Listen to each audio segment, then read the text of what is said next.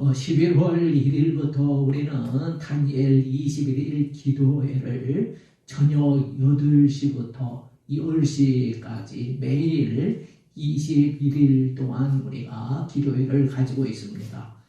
참 귀한 말씀, 그 1년 동안 우리가 믿음 안에서 살아오면서 우리가 정리할 것은 정리하고 또 새롭게 하나님 안에서 다짐할 것은 다짐하는 그러한 귀한 깨달음을 주고 또 은혜를 주는 아주 귀한 기도입니다. 1년 동안 우리가 살아가면서 가장 귀한 시간이라고 한다면 이 다니엘 21일 기도회가 우리가 세상을 살아가고 믿음의 삶을 살아가면서 가장 귀한 시간이라고 생각을 합니다. 참 하나님께서 이렇게 귀한 은혜를 부어주시는 것을 감사를 드리고 또 모든 성도님들이 함께 이 다니엘 기도회에 참여하실 수만 있다면 큰 은혜를 가지게 되어지고 그리고 또 모든 신앙을 정리하고 또 새롭게 다짐하고 결단하면서 새롭게 하나님 안에서 세워질 수 있는 은혜의 시간이라고 생각을 합니다. 함께 참여할 수 있기를 바라고요. 그 1일 화요일에는 열왕기상 18장 엘리야의 갈멜산상에서의 그 기도를 말씀을 가지고 김은호 목사님께서 기도의 응답에 도전하라 그러한 말씀을 주셨죠.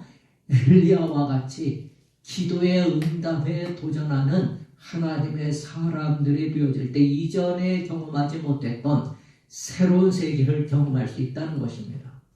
그 엘리야가 우리와 똑같은 성정의 사람, 우리와 다른 사람이 아니라는 거죠. 그런데 그가 믿음으로 하나님 앞에 간절히 확신을 가지면서 기도할 때에 3년 6개월 동안 비가 안 왔고 또 하나님의 약속의 말씀을 부여잡고 그가 간절히 기도했었을 때에 3년 6개월 동안 비가 오지 않았던 땅에 하늘문이 열리고 비가 옥수같이 내린 그러한 역사를 가져왔다는 것입니다. 그래서 엘리야는 하나님의 말씀을 듣고 하나님의 약속을 받았는데 그 하나님의 약속을 받았음에도 불구하고 기도하지 않으면 그러한 하나님의 약속이 이루어지기가 어렵다는 것. 그러니까 하나님의 약속이 있지만은 그 약속이 이루어지려면 기도를 통해서 이루어진다는 것. 그래서 기도의 응답에 도전하는 삶을 살아야 된다. 그러한 말씀을 들려주셨습니다.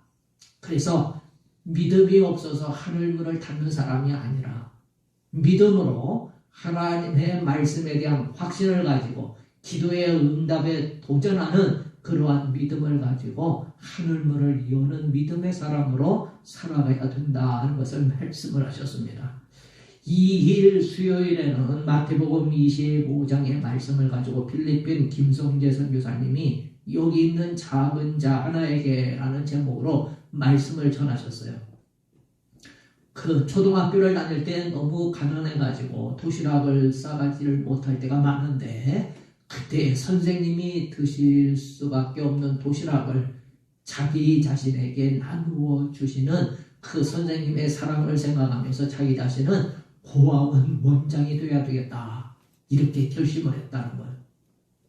그런데 이제 신학교를 가고 교회를 개척하고 그러는데 필리핀에 더 힘들고 어려운 가난한 아이들을 위해서 사역을 감당하라 하는 그 마음에 뜨거운 하나님의 음성을 자기가 느끼고 그리고 모두가 다 반대하고 또 그 사역을 감당할 수 있는 여건과 능력이 전혀 준비되지 않은 상태에서 믿음을 가지고 그 필리핀 호주로 나아가서 그 가난한 홀벗고 굶주린 아이들을 위해서 사역을 감당해 왔다는 겁니다.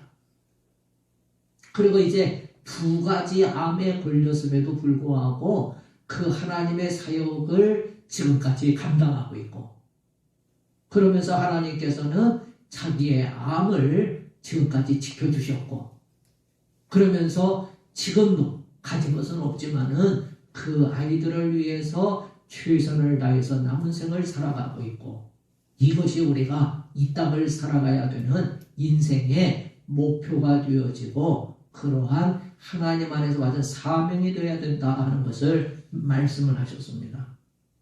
3일 목요일에는 시편 38편 다윗의 기도를 언급을 하면서 최인선 목사님께서 그래도 가야 할 길이라는 그러한 제목으로 말씀을 전하셨어요. 최인선 목사님의 아버지는 그 가난한 개척교회의 목사님이셨다고 합니다. 그런데 그 아버지는 힘없는 모습, 나약한 모습, 그리고 항상 당하기만 하는 무력한 모습, 그러한 모습의 목사님의 모습으로 보였다는 것이죠. 그리고 또 아버지가 목회하는 교회에서 아버지가 또 쫓겨나는 그러한 모습도 자기는 목격을 했다는 겁니다. 그리고 어느 날에는 아버지가 새벽 기도를 가시다가 강도를 만나서 만신창이가 되어지고 사경을 헤매는 상황 속에서 병원으로 옮기게 되어지고, 그래서 그 병원에 참 보기 민망할 정도의 그러한 몰골이 되어진 그 아버지를 이제 또 뵙게 되어졌는데, 그 아버지가 그 최인선 어린 아들에게 그렇게 말을 했다는 것이죠. 그래도 너는 목사가 되어야 된다. 그 아버지의 삶의 목회 여정이 이렇게 힘들고 어려워도 그래도 너는 목사가 되어야 된다. 그렇게 말씀을 하셨다는 거예요.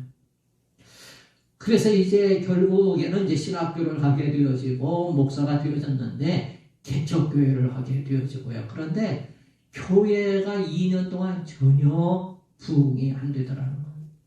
힘쓰고 애써도 교회가 부흥이 되지 않다가 2년 후부터 조금씩 교회가 부흥이 되게 되어지고, 그러면서 이제 자기 자신이 건강 관리를 위해서 자전거를 타게 되어지고, 그러면서 이제 교인들과 함께 자전거 동호회가 구성이 되어져 가지고 함께 일주일에 한 번 이상씩 이렇게 자전거를 타고 운동을 하게 되어졌는데, 그 어느 날 한 6명 정도의 남자 집사님들과 함께 자전거를 타고 이제 운동을 하는데 그때에 사고가 생겼다는 거예요.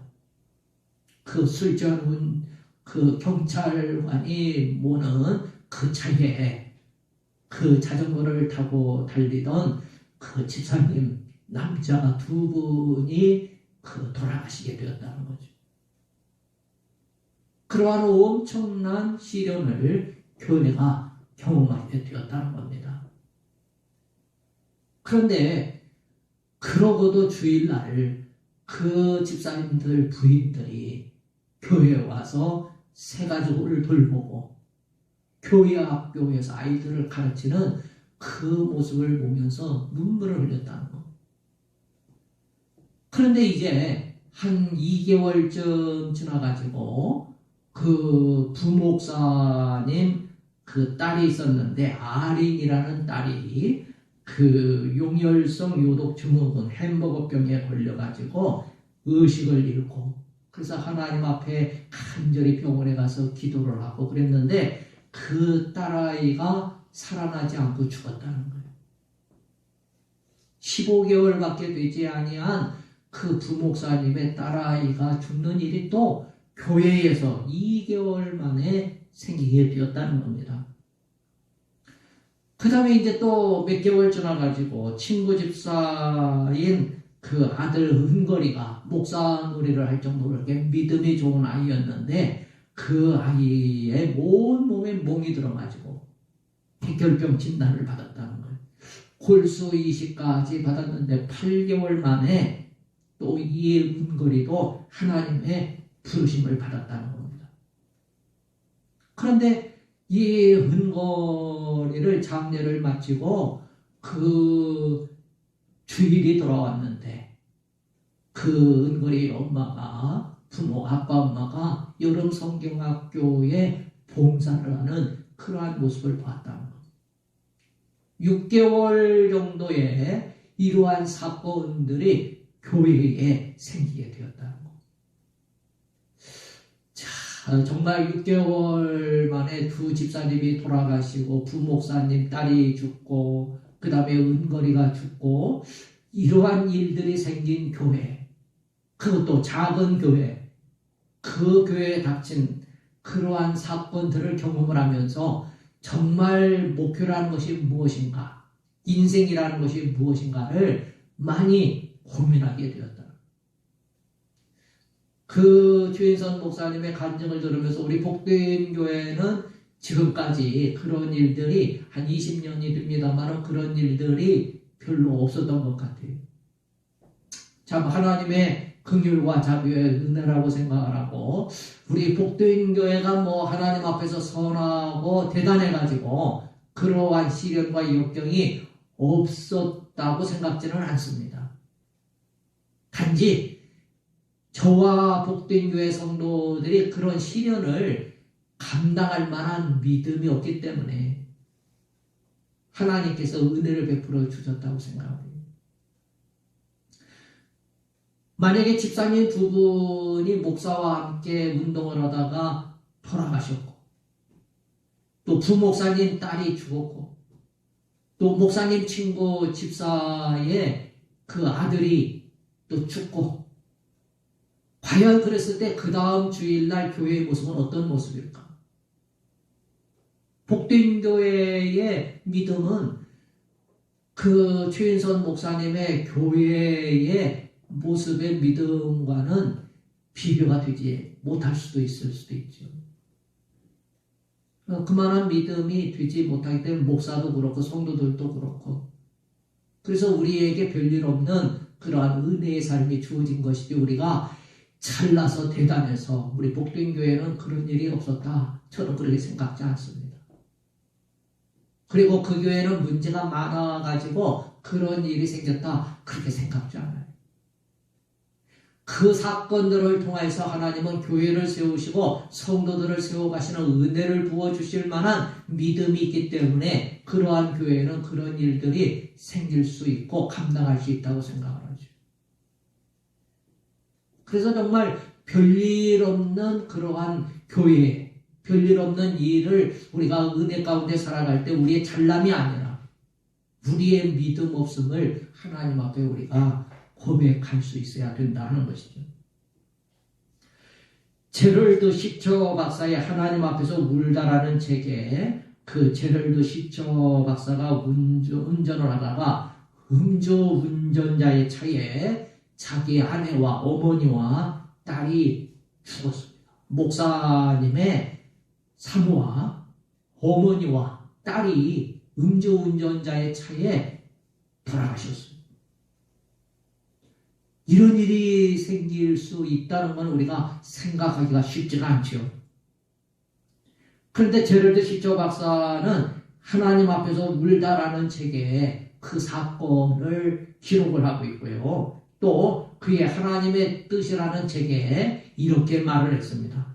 하나님의 뜻은 오늘 나에게 주어진 오늘의 인생을 하나님의 말씀대로 순종하며 살아가는 것이다.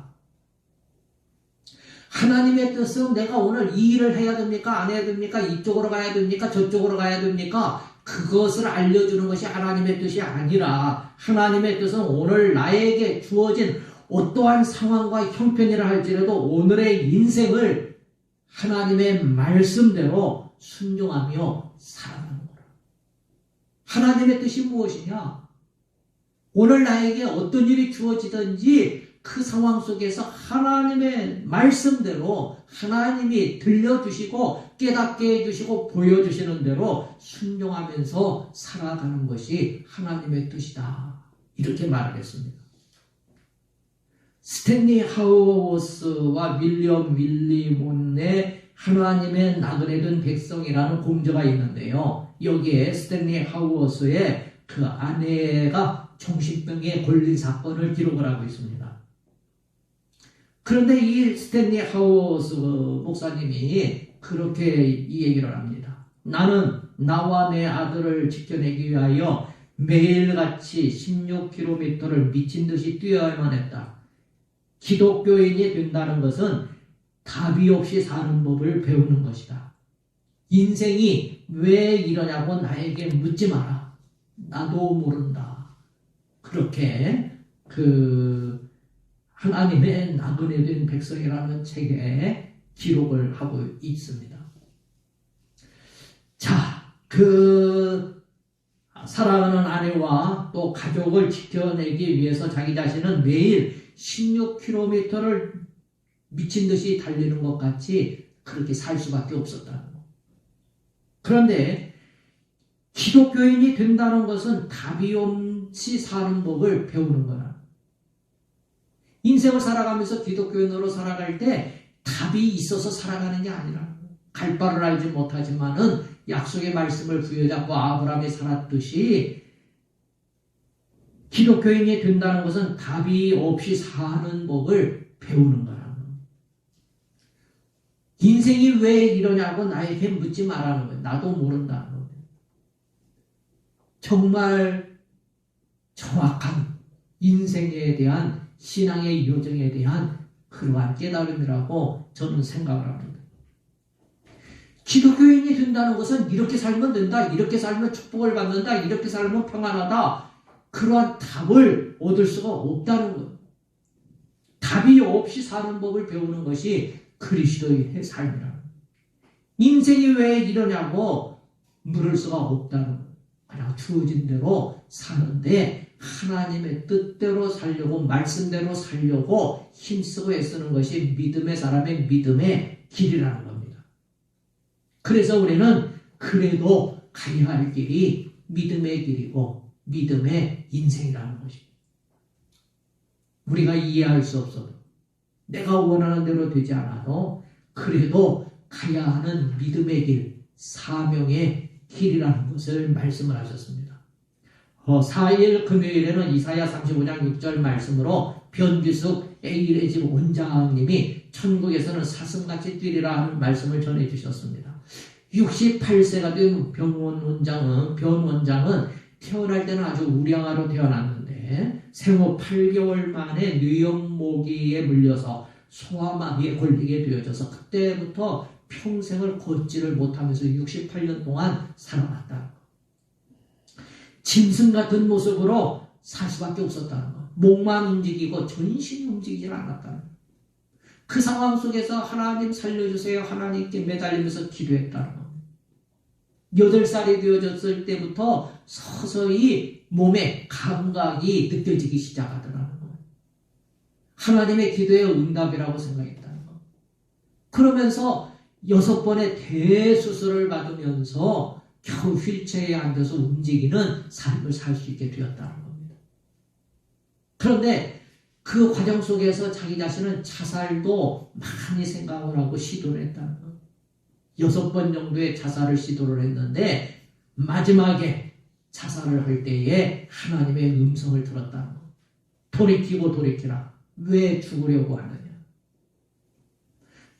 그 마지막 자살을 기도할 때 돌이키고 돌이키라. 왜 죽으려고 하느냐. 그 음성을 생생하게 듣고 그때부터 이제 살아야 되겠다는 생각을 하게 되었다는 겁니다. 그러면서 휠체어를 타고 자기 몸도 가누지를 못하는데 그 장애우들을 돕고 장애우들을 섬기기 위해서 전국 방방곡곡을 다녔다. 그때에 자기의 휠체어를 도와줬던 그러한 분이 남편이 되어져서 그 목사님이 되어지고 그러면서 그 가정에 아들과 딸을 또 하나님께서 허락해 주셨다는 겁니다. 박태재 목사님을 또 소개하는 그러한 모습을 보여줬어요. 그러면서 이 변 원장님이 하시는 말씀이 뭐냐? 사람들이 가장 소중한 것을 잊고 살 때가 많다는 겁니다. 건강의 소중함을 사람들이 잊고 산다는 거예요. 오장육부가 건강할 때 얼마나 감사한 기적의 삶인지 사람들이 그것을 잊어버리면서 산다는 거예요. 마음껏 움직일 수 있고 마음껏 활동할 수 있고 마음껏 먹을 수 있고 마음껏 하고 싶은 것 할 수 있다는 것이 이게 매 순간순간 기적이라. 당연한 게 아니라. 그것을 위해서 눈물로 그 평범한 일의 기적을 위해서 눈물로 기도하는 사람들이 많이 있다는 겁니다. 그런데 기도도 하지 아니하고 그 기적의 은혜를 누리면서 살아가는 그것을 깨닫지 못하면서 감사하지 못하면서 살아가는 사람들이 많이 있다는 것.